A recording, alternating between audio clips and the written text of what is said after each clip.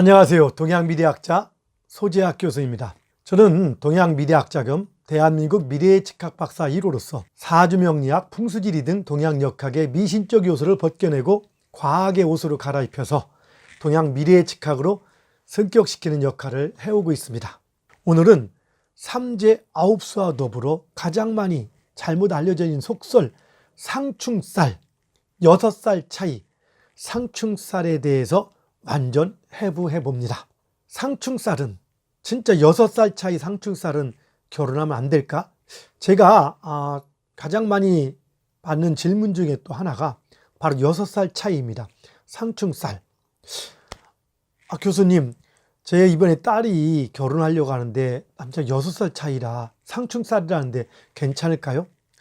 제가 이제 사업도 직원을 뽑으려고 하는데 이 직원하고 6살 차이라 상충살인데 괜찮겠습니까? 아무래도 문제가 있지 않겠습니까? 이런 질문들을 많이 받습니다. 과연 상충살, 6살 차이는 궁합이 안 좋을까? 물론 여기서 궁합은 뭐 같이 사는 부부궁합도 있을 수 있겠고, 아니면 사업궁합도 있을 수 있겠고, 뭐 친구들 간에도 마찬가지고, 뭐 누구 얘기하면 정말 6살 차이는 안 좋더라. 상충살의 근거는 자축인 및 진사업 및 신유술의 12띠, 지금 화면에 보이죠? 이렇게 12띠, 이 12띠를 둥그렇게 나열할 때 서로 마주보는 띠끼리, 지금 보시면은 밑에 있는 좌, 쥐띠, 이 좌가 쥐입니다. 쥐하고 재래에 있는 오, 말하고 서로 마주보죠. 이렇게 마주보는 것을 대립을 한다고 합니다. 쉽게 말해서 동양에서는 천원지방, 하늘은 둥글고 땅은 네모지다고 해서 하늘에 관련된 모든 것은 둥글게 표현했고 땅에 관련된 모든 것은 네모지게 표현을 했었습니다. 우리가 어딘가 유적지를 이렇게 갔는데 유적지가 하늘에 제사를 지내는 제단이다. 그런데 딱 보니까 네모지게 되어 있다. 그러면 그것은 땅에게 제사를 지내는 걸까요? 하늘에 지내는 걸까요? 예, 땅의 신에게 제사를 지내는 거고 둥글게 되어 있을 때는 하늘에 제사를 지내는 겁니다. 그래서 자 우리가 천간지지라고 표현할 때 천간은 하늘을 의미한다고 치고 지지는 땅을 의미한다고 칩니다. 그래서 지지를 표현할 때 둥글게 표현하기도 하지만은 네모지게 표현합니다. 그래서 이것들은 또 뭐냐? 현실은 사방과 사계절이 있듯이 사의 개념으로 인식이 됩니다. 그래서 사방, 사계절, 사각형 이런 개념인 거죠. 지지도 12띠도 그렇게 배정이 됩니다. 그러다 보니까 이렇게 네 가지 개념으로 사방으로 배열을 할 때 해자축이라는 수라고 합니다. 해자축을 돼지띠, 쥐띠, 소띠를 같이 모여서 해자축이라고 해서 전문용어로 오행의 수, 북방 이렇게 얘기하고 사음이라고 해서 뱀과 말과 양은 남쪽이라고도 표현하고 오행의 화라고도 표현합니다. 그런데 보니까 이 해자축과 사오미는 서로 마주보고 있습니다. 마주보고 있다 보니까 서로 부딪히고 싸운다고 표현합니다. 그런데 그것도 질서가 있습니다. 그냥 싸우는 게 아니라 해자축을 칠 때 앞에 있는 해는 맹지라고도 하고 가운데 있는 해는 자는 왕지라고도 하고 끝에 있는 것은 고지라고도 부르는데 이렇게 가운데 있는 쥐하고 말은 가운데 있다 보니까 가운데 있는 것끼리 즉 중심에 있는 것끼리 싸우고 그 다음에 돼지하고 뱀은 서로 시작한다고 처음이라고 해서 맹지라고도 하는데요. 둘이 부딪히고 그 다음에 양과 소는 또 이렇게 각 끄트머리 고지라고 해서 부딪힌다 합니다. 이걸 동양학적 용어로 볼 때 충이라고 표현합니다. 이 충은 부딪힐 충자를 쓰기도 하고 비울 충자를 쓰기도 하는데 주로 비울 충자를 많이 씁니다. 그 충의 의미를 조금 더 전문적으로 조금 따져본다면은 이 충은 뭔가 꽉 차있던 것들이 부딪히고 나서 비워지는 개념을 같이 포함하고 있다고 볼 수 있습니다.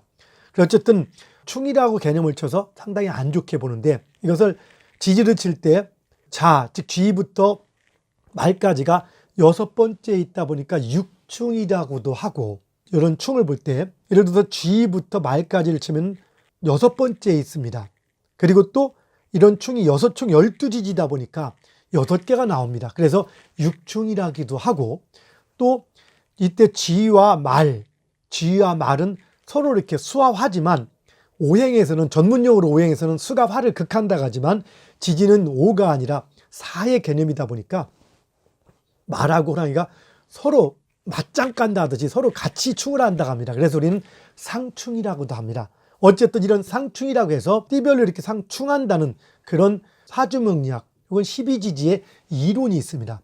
바로 이런 이론에 의해서 상충살이 나온 거고, 이렇게 이 12지지 중에서 6번째 위치에 있는 것끼리 충운한다는 이론이 있다 보니 이것을 사람의 띠에 대입해서 나이 차이가 6살 되는 차이, 그러니까 쥐띠와 말띠, 소띠와 양띠, 여기 보시면은 호랑이띠와 원숭이띠, 토끼띠와 닭띠, 말띠와 개띠, 이렇게 각각의 띠들은 이와 같은 이론에 의해서 12지지가 6번째 지지끼리 충을 하기 때문에 이 12지지를 띠에 대입해서 6살 차이가 안 좋다는 상충살 이론이 나온 겁니다. 여러분, 각자 띠가 어떤 상충살이냐를 알아본다면 쥐띠는 말띠하고 상충살이 되는 거고, 소띠는 양띠와 소띠는 서로 상충살이 되는 거고, 호랑이띠와 원숭이띠, 원숭이띠와 호랑이띠 역시 마찬가지 상충살, 토끼띠와 닭띠, 닭띠와 토끼띠, 그리고 용띠와 개띠, 개띠와 용띠, 그리고 뱀띠와 돼지띠, 돼지띠와 뱀띠, 이렇게 6살 차이가 안 좋다는 속설입니다. 다시 한번 말씀드리지만 이러한 상충이란 이론은 12지지의 이론인 것이지 이 이론을 띠에 대입해서 사람의 나이에 적용할 수는 없습니다. 말하자면 이런 거 같은 거죠. 동양에서는 4층을 꺼립니다. 그 이유가 뭘까요? 정말 4층에 살면 문제가 생기고 먼저 안 좋을까요? 그 이유는 죽을 사자가 4층이 발음이 같다고 해서 4층을 꺼리거나 444호를 많이 꺼리는 풍습이 있습니다. 상충살은 이런 것보다 더욱더 전혀 의미가 없는 그러한 살입니다. 사주 명리학에는 원리가 밝혀지지 않은 이론들이 상당히 많다 보니까 무조건 비법처럼 외워서 쓰시는 분들이 상당히 많이 있습니다. 그렇게 외워서 공부하시는 분들이 무조건 상충살은 안 좋다고 공부를 합니다. 그러다 보니까 선남 선녀가 만나서 정이 들고 이제 결혼을 생각할 무렵쯤 돼서 우리 궁합 좀 한번 봐볼까? 재미로 궁합 볼까? 해서 뭐 철학관을 갔습니다.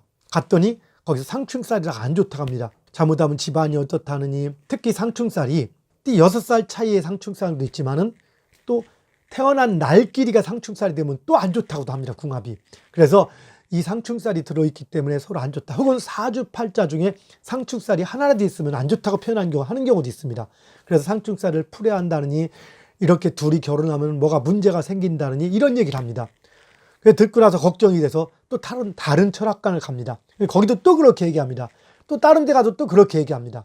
아니면 또 어디를 가든. 그러다 보니까 내 자체에 문제가 생기나 해서 심각해서 정말 헤어지는 사례도 있고, 간혹은 그래도 우리는 사랑으로 급갈 수 있어 라고 살면서도 조금만 무슨 일이 생기면 그래서 그런가 라고 이렇게 걱정하면서 그런 마음을 가지고 조마조마하면서 결혼 생활을 하는 예도 꽤 있습니다. 그런데 다시 말씀을 드리지만은 아무리 궁합이 좋은 사람도 살다 보면 애매한 문제가 생길 수 있는 거기 때문에, 결혼은 두 분이 예를 들어 6살 차이가 같이 사는데 뭔가 싸우거나 뭔가 있다면은, 애매한 일이 있었다면은 그것은 상충살 때문에 안 좋은 게 아니라 그건 또 다른 서로의 개성이나 이런 것 때문에 그런 거지, 상충살이 그거에 대한 원인은 전혀 아니라는 겁니다. 그래서 상충살 6살 차이라는 이유로 결혼을 망설이거나 아니면 서로 어떤 동업자 관계에 직원을 뽑거나 할 때 전혀 망설일 필요가 없습니다.